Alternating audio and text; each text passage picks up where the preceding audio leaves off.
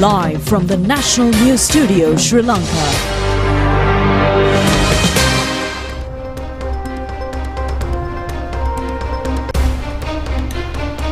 Hello there, good evening and welcome to the 9 PM news on the prestigious channel of Sri Lanka. I'm Niket Karunaratne. And I'm Sutmija Ratna. Let's take a look at today's headlines. The Supreme Court directs to pay $1 billion as compensation for the harm caused by the Express Pearl vessel disaster. The nation bids farewell to the Anunayaka Thera of the Askiriya chapter. The President stresses that the burden of education placed on children should be eased. Children in Vallavaya triumphed the ordinary level examination without the help of tuition. The Prime Minister stressed the need of a regulatory framework in using digital technology. The son-in-law of Rohita Abe Gunawardena remanded. A Russian aircraft crashes, killing 48 passengers.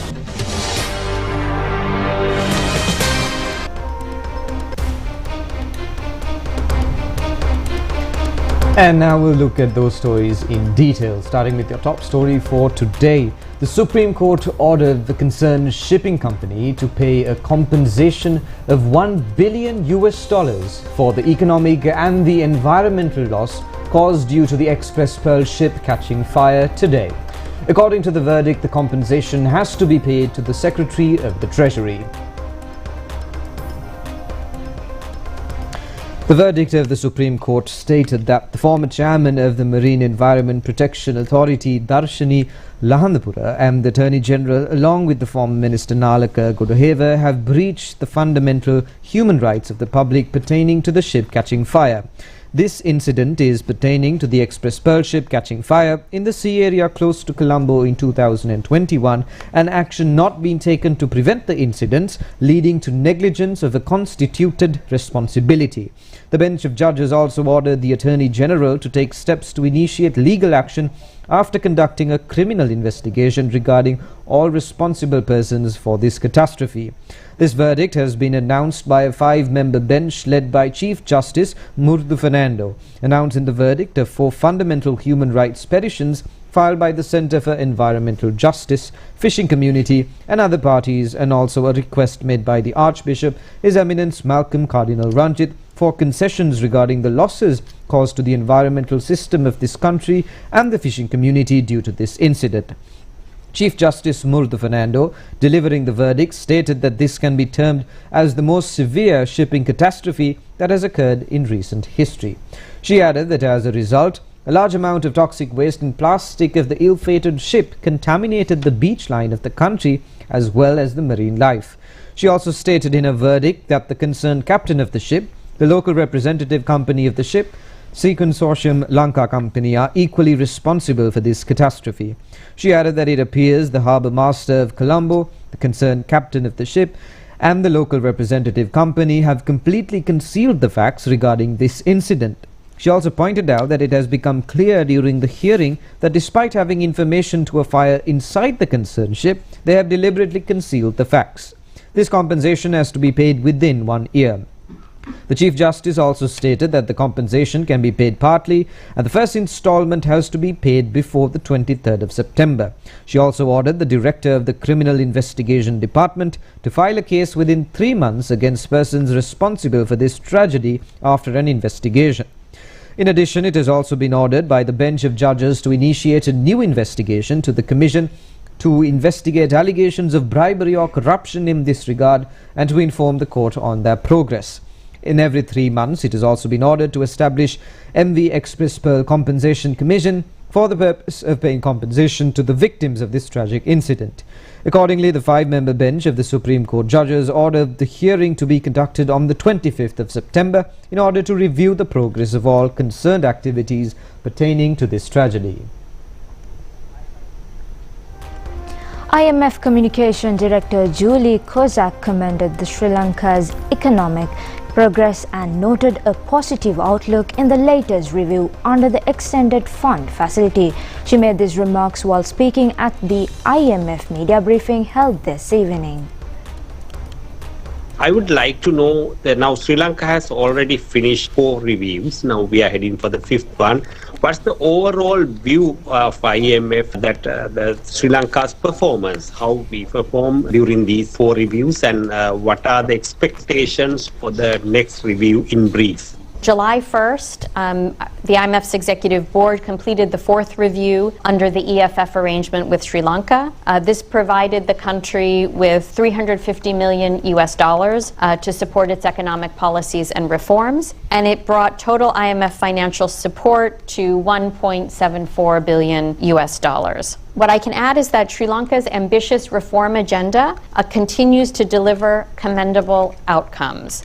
Inflation remains low, revenue collection is improving, and international reserves continue to accumulate for the country. The post-crisis growth rebound to 5% in 2024 is quite remarkable. The revenue to GDP ratio improved 8.2% in 2022 to 13.5% in 2024. The debt restructuring is nearly complete, and program performance has been generally strong overall, and the government remains committed to program objectives. And so as the team moves forward to the 5th review, which we expect will be held in the fall, they will of course be looking at the overall and making an overall assessment of Sri Lanka's economy, including any implications from trade tensions or uncertainty. And of course, that will be, they will take that into account in discussions with the authorities on policies and all of the program matters as part of the 5th review.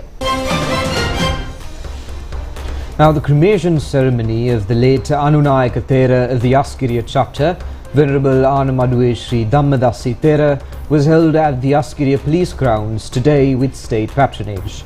The Mahasangha of the 3 chapters and a large number of devotees participated at the ceremony.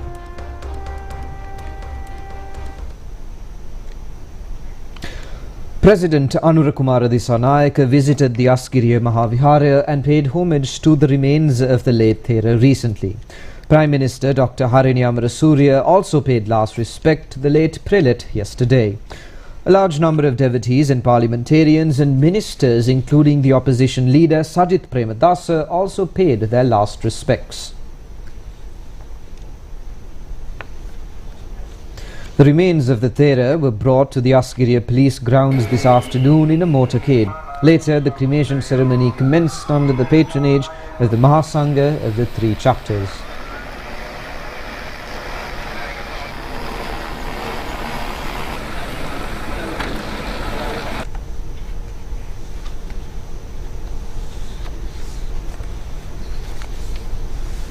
जातीय मुरदेवतावन्ये कार्यभारे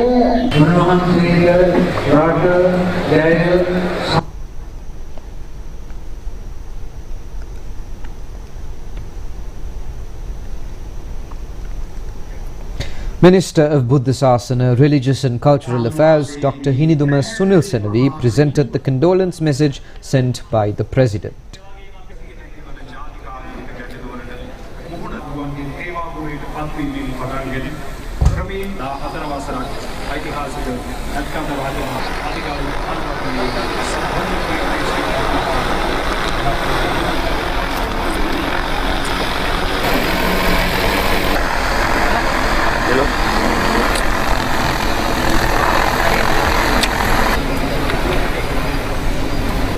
Sri Dehi Vinvela Mukasiki, Daikatya, Novakansi,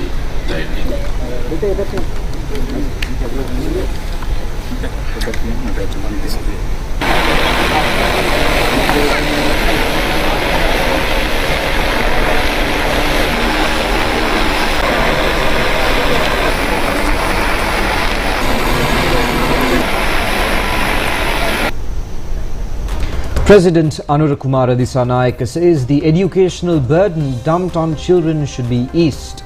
The President made this observation joining the parliamentary debate held today on educational reforms. ප්‍රතිසංස්කරණ ඇත්ත වශයෙන් මේක යුගයේ අවශ්‍යතාවය. එය සිදුවිය යුතුමයි. ඇත්ත Opposition leader Sajid Premadasa says educational reforms are a really timely need. It should be carried out under a certain time frame. President Anunayaka Disanayaka addressed the Parliament today during the adjournment debate on proposed education reforms, urging lawmakers to overhaul the country's education system amid rising dropout rates and under-enrolled schools. He stressed that significant reforms are needed to ensure no child leaves school before completing 13 years of education. He cited troubling data. School dropouts increased from 16,673 in 2019 to 20,759 in 2022, with a slight decrease to 20,755 in 2024. He said that no child should leave school without completing 13 years. Referencing the children born in the year 2006, the President noted that out of 358, 506 children who entered grade 1 in 2011, only 311,000 sat for their ordinary level exams in 2021, leaving nearly 47,000 unaccounted for. The President said that while some may have pursued private or foreign education, he said that many are dropouts. He also urged teachers to take immediate action if a student misses 3 consecutive days of school. If a child does not turn up at school for 3 days, the teachers must personally investigate the reason. No child should be left behind. Highlighting the dire situation in underpopulated schools, President Anunayaka Disanayaka said, in 2023, 98 schools recorded 0 admissions, 115 schools had fewer than 10 students, 406 fewer than 20, 752 fewer than 30, 1,142 fewer than 40, and 1,506 fewer than 50 students. The President also highlighted that 15% of government schools had fewer than 50 students, with 1 in 3 government schools having under 100 students. Students in such schools, he said, miss out on events, sports, trips and peer interaction. Should the children face this? This is why the education system must be reviewed. He acknowledged that there may be difficult decisions ahead, stating that some schools may need to be closed or merged and that new schools must be built in under-reserved areas. The President Disanayaka also said that teacher-student imbalance contributes to the waste of human resources in the education sector. The President said that he will not name the schools, but there is one school in Kuchaveli, Trincomalee with 2 students and 2 teachers.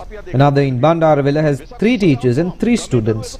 Another in Trincomalee has 4 students and 4 teachers, and he criticized the 1:5 teacher-student ratio in schools with fewer than 50 students. මොකද මේ අධ්‍යාපනයේ පාන්දර 4ට tuition පටන් ගන්නවා. මොකද ඒ දරුවන්ගේ ජීවිතේ පන්ති ඉවරලා තමයි ඉස්කෝලේ යන්නේ. ඉස්කෝලේ ඉවරලා තමයි ආයෙ පන්තියට යනවා. පාන්දර 1 වෙනකන් ටියුෂන් තියෙනවා. දරුවට ළමා ජීවිතයක් අවශ්‍ය නැද්ද? මෙම යන්ත්‍ර වගේ දරුවෝ හදන්න ඕනේ. කේඩරුණු දරුවෝ, කවියක් රස විඳින්න නැති දරුවෝ, ගීතයක් රස විඳින්න නැති දරුවෝ, නවකතා පොතක් කියවන්න නැති දරුවෝ, සාහිත්‍ය පෝෂණයක් නැති දරුවෝ, සමාජ ක්‍රියාකාරකමක් නැති දරුවෝ. මම ඈතකදී අවුරුදු 2-3කට ප්‍රදේශේ යක්කල ප්‍රදේශේ මලගෙදරකට ගියා. මලගෙදරට ගියපු වෙලාවේ සාමන ඇසුරු කරන පවුලක් පුතා උසස් පෙළ ලියනවා. මම ඇහුවා කෝ පුතා කියලා. මොකද කිව්වේ? නෑ මේ මලගෙදර නිසා පුතා අක්කලා ගෙදර එරියා කිව්වා. පාඩම් කරා. මොකද්ද සිදු වෙලා තිබෙන්නේ? මෙහෙම රටකට යන්න බෑ. දරුවෝ මත මේ පටවා තිබෙන අධ්‍යාපනයේ බර අඩු කරන්න ඕනේ. ඒක අපේ වගකීම. අවිස්සාවෙල්ලේ නගින කොළඹ ඉස්කෝලේ ඉන්න. අම්මා නැගිටිනකොට දරුවා නිදි. වාහනේ නගිනකොට දරුවා නිදි. වාහනේත් දරුවා නිදි. ඉස්කෝලෙත් නිදි. යනකොටත් නිදි. පව් නැද්ද? ඉස්කෝලේ වෑන් එකේ බලන්න බෙල්ලි කඩාගෙන දරුවෝ යන්නේ. මොකද්ද මේ සිදු වෙලා තිබෙන්නේ? මොකද්ද ඇවිල්ලා තියෙන මතය? දරුවෙක් එළියට ගිහලා සෙල්ලම් කරු. අම්මා කියන්නේ මොකද්ද? උඹට බෝල ගහලා කණ්ඩ හම්බ වෙයි. අම්මා දරුවට පිඟාන හොදන්න දෙන්නේ නැහැ. දරුවට කෝප්පේ හොදන්න දෙන්නේ නැහැ. මේමයි සිදු වෙලා තිබෙන්නේ. ඉතින් රොබෝවරුව දරු පරම්පරාවක් හදනවා. මේක වෙනස් කරන්න ඕනේ නැද්ද? ඒ නිසා අපි මුළු අධ්‍යාපනයේම දරුවෙකුට සජීවී ජීවිතයක් ලබා දීමේ අරමුණේ ඒ ප්‍රතිසංස්කරණ අපි ඇති කරනවා. අපේ අධ්‍යාපනයේ තියෙන එක රේඛීය පාරක ශිෂ්‍යත්ව විභාගේ පාස් වෙන පොරබදනවා. ඕ ලෙවල් විභාගේ ඒ නමය ගන්න පොරබදනවා. ඒ ලෙවල් වලදී සයන්ස් මැක්ස් කරනවා. විශ්වවිද්‍යාලයේදී දොස්තර ඉංජිනේරු වෙනවා. ඔච්චරයි. ලක්ෂ 3න් බහුතරයක ආසන්න ප්‍රමාණයක අපේක්ෂාව දොස්තර වෙන්න ඉංජිනේරු වෙන්නේ. හැබැයි වෛද්‍ය පීඨයට ගන්න 1800යි. ලක්ෂ 3ක් එක පාරක යනවා. මොකද්ද? වෛද්‍යවරයා වෙන්න ඉංජිනේරු වෙන්නේ. අධ්‍යාපනය කියන්නේ පැතුරුණු පාරවල් ගොඩක්. සමාජය පවතින වෛද්‍යවරු ඉංජිනේරුගෙන් පමණක් නෙවෙයි. අද අපිට වෘත්තීන් භාවයක් නැහැ. ඒ නිසා අපේ අධ්‍යාපන ප්‍රතිසංස්කරණ අරමුණ මේ ඒකීය පාරක යන අධ්‍යාපනයේ ඔය තියෙන ඒකීය පාර වෙනස් කරන්න ඕන. අද අපේ රටේ වෘත්තීමය භාවයට වෘත්තීමය ඇවිල්ලා නැහැ.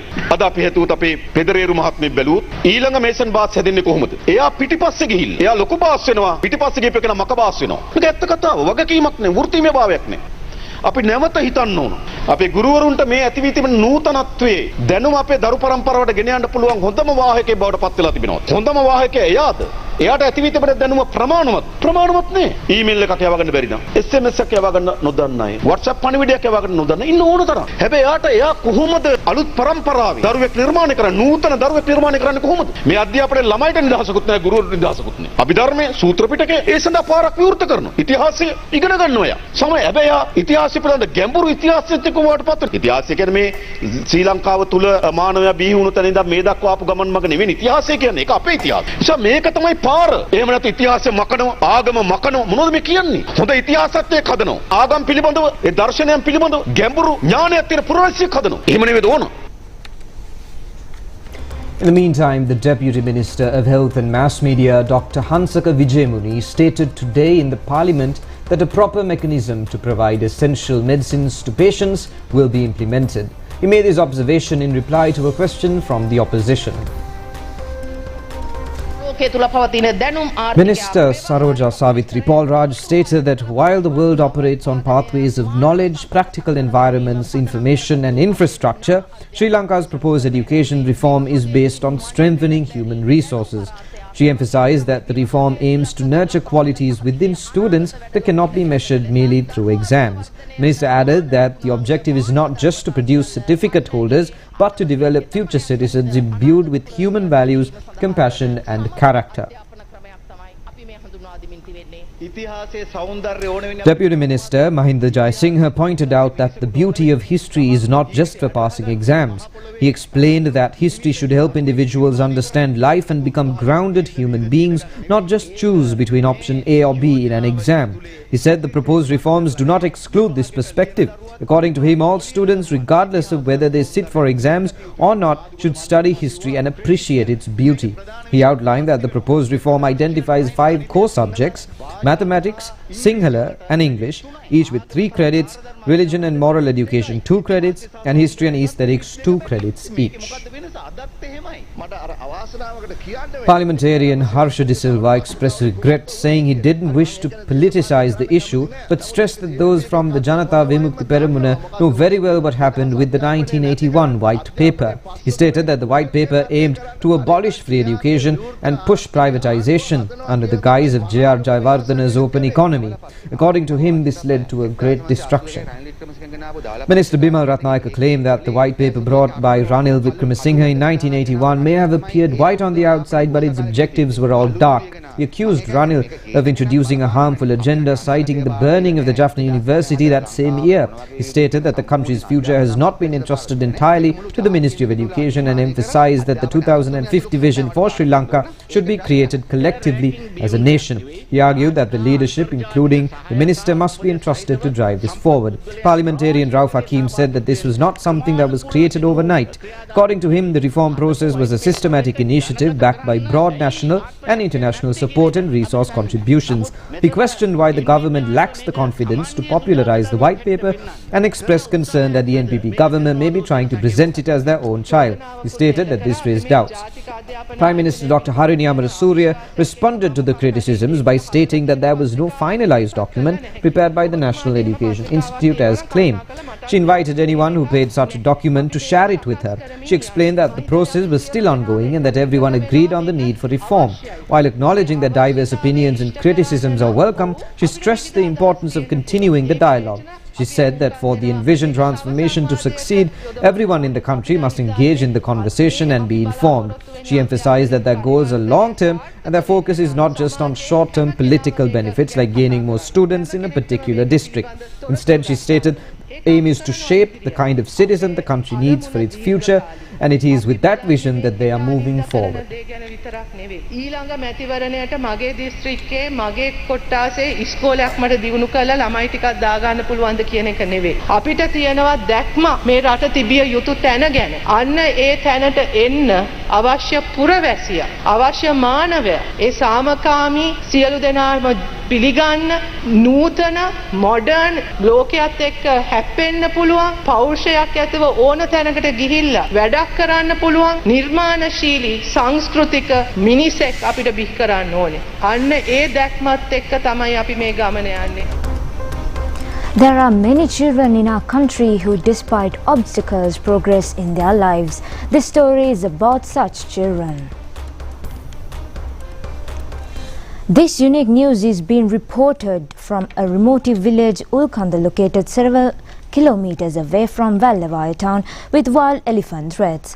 Atadutuava Junior School is the only school for the children in this village. All students who appeared for the GCE O-level examination from the school passed the examination with distinctions. Accordingly, Atadutuava Junior School has become the only school which recorded 100% result, surpassing all the other schools of the Vallevaya education zone. They achieved this feat without any tuition but by only participating in the school classes. It has been also reported that the teachers of the school conducted the teaching even after the school timings. At times, they conducted extra classes until 10 p.m. These children who achieved these excellent feats amidst a lot of challenges is shining example to the entire country. Prime Minister Dr. Harini Amarasuriya says Sri Lanka needs developing regulatory frameworks that encourage innovation while ensuring efficiency, safety, data privacy, security and other ethical considerations in digital technology. The Prime Minister made these remarks at a discussion held with the representatives of the International Corporation of MHIC Global Mental Health. The discussion was held in the Temple Tree with the aim of exploring innovative technical solutions for the solving challenges of digital mental health in the country. The Prime Minister stated that the government is committed to integrating digital health solutions within existing mental health services as a part of its large agenda of digitization, and emphasized the need of developing regulatory frameworks that encourage innovation while ensuring efficiency, safety, data privacy, security and other ethical considerations concerning the digital technology. The Prime Minister further highlighted the challenges in digital mental health, including the parent-child gaps in understanding digital and psychological well-being followed under the inclusion of digitalization in the implementation of new educational reforms. The event was attended by the Professor Anil Thapriyal, the Executive Director of MHIC International Corporation and several others. 5 newly appointed ambassadors and 1 High Commissioner to Sri Lanka officially presented their credentials to President Anunayaka at the Presidential Secretariat this morning. Notably among the diplomats is Sergei Viktorov, the newly appointed ambassador for the Republic of Kazakhstan. This marks a significant milestone in diplomatic relations between Sri Lanka and Kazakhstan, as it is the first time an embassy for Kazakhstan has been established in Sri Lanka. Kazakhstan is also the first Central Asian country to open an embassy in Sri Lanka. Additionally, new ambassador has been appointed for the state of Eritrea. Alim Waldemariam was appointed as the ambassador of the state of Eritrea. Alisher Tuktev is the ambassador of the Republic of Uzbekistan. Yusuf Mustafa Abdel Ghani is the ambassador of the Kingdom of Jordan. Dasho Karma Hamudoji was appointed as the ambassador of the Kingdom of Bhutan. The new High Commissioner of the Republic of Fiji is Jagnath Sami. Minister Vijita Herath and Dr. Nandika Sanath Kumar Nayaka, Secretary to the President, were also present on this occasion.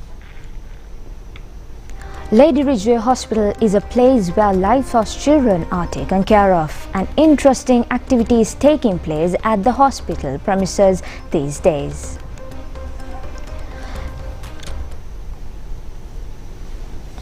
Lady Ridgeway Hospital, dedicated completely to the children, has taken a new initiative not only in regular treatment but treating children in a special manner also.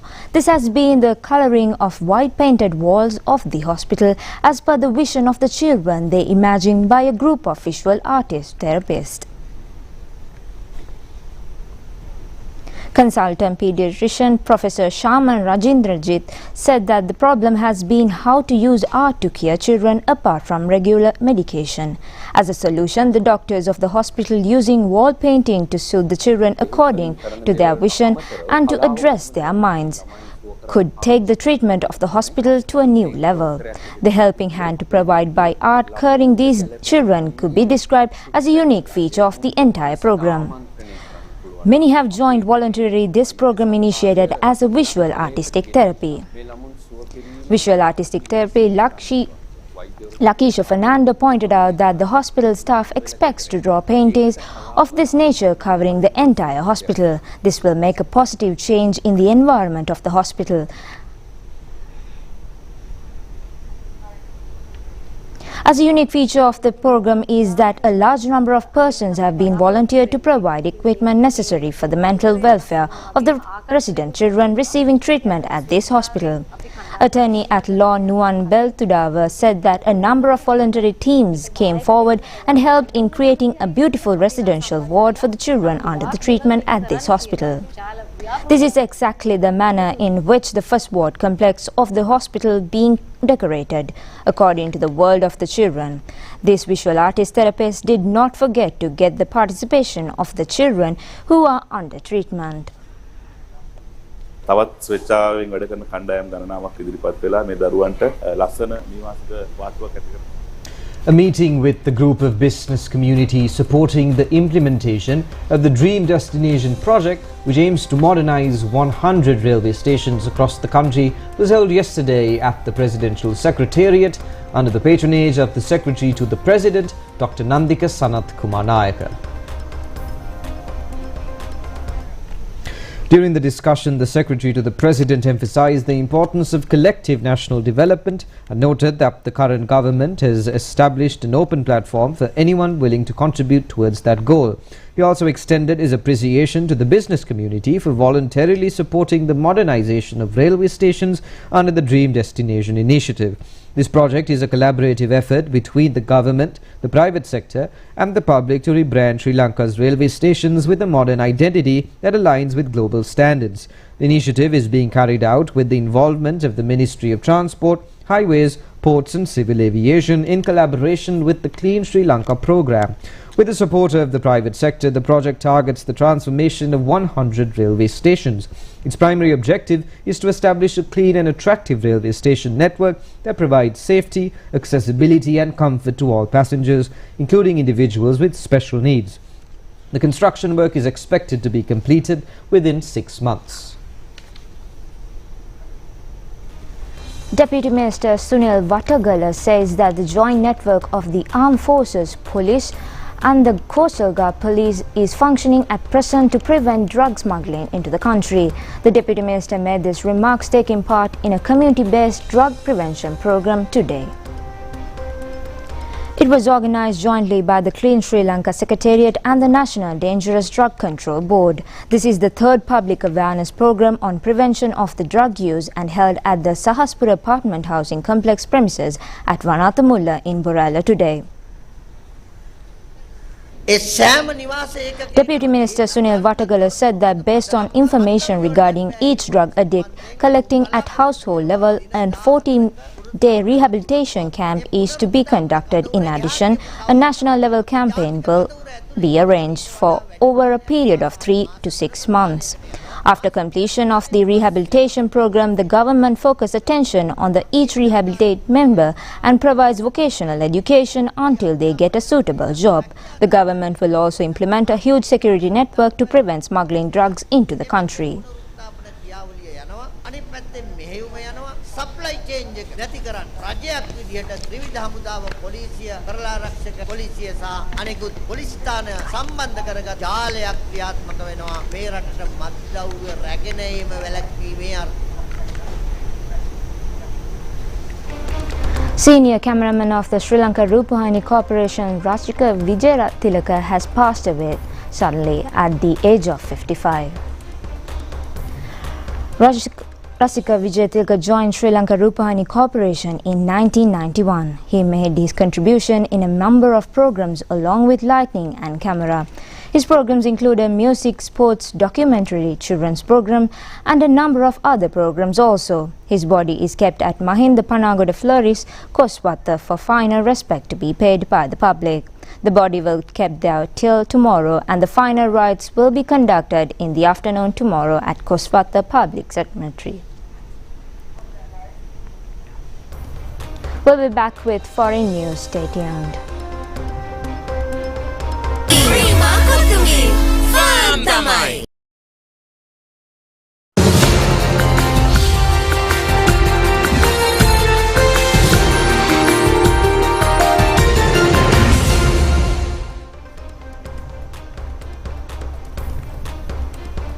Welcome back, and taking a look at foreign news for tonight. A passenger plane has crashed in Russia's far eastern Amur region, killing all 48 people on board. Russian media report that rescue teams have recovered the wreckage and there are no survivors.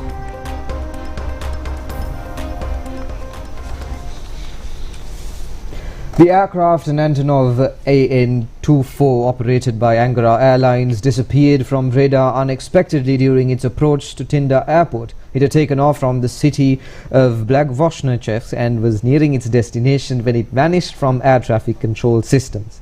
The incident occurred near the Chinese border, and authorities confirmed that the crash took place in a mountainous area near Tinda. At the time of the crash, the aircraft was carrying 6 crew members and 42 passengers, including 5 children. Officials have said the plane's burning fuselage was later discovered on a forested slope, but due to difficult terrain, helicopters could not land at the site and rescue teams had to reach it by foot. Tragically, no one survived. A criminal investigation has been launched, and preliminary findings suggest the cause may have been pilot error in poor visibility during a second landing attempt. Russian aviation authorities are continuing the probe to determine the exact cause.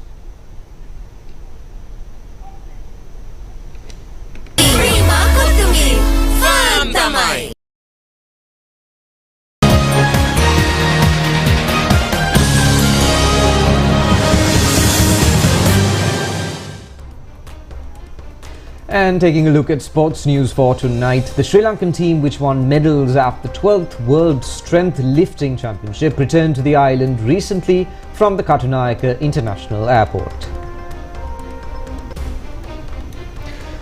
The 12th World Strength Lifting Championship was held recently with the participation of 480 lifters from 17 countries at Pattaya in Thailand.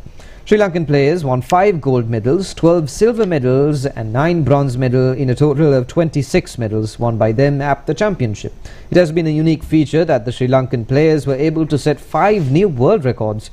President of the Sri Lanka Strength Lifting Federation, officials and parents of the players along with a group of others were present to welcome the Sri Lankan team.